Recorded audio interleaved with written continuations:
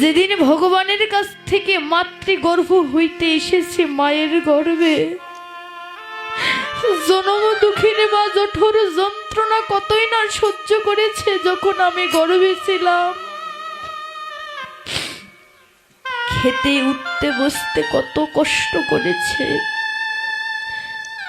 1-2 মাস, 3 মাস, 4 মাস, 5 মাস যাবার কলে 6 মাস যেদিন চলে যায়, 7ম মাসে গিয়ে যেদিন আমার জনম দুঃখিনী মা স্বাদ ভক্ষণ করে, যেদিন গুরুদেব এসে আমার মায়ের কর্ণে মন্ত্র দিলেন, ওই মায়ের কর্ণ গহ্বর দিয়ে যখন সন্তানের কর্ণে গিয়ে হরিনাম পড়ে গেল, ওই জীবটি তখন গর্ভের মাঝে চেতন হয়ে গেল।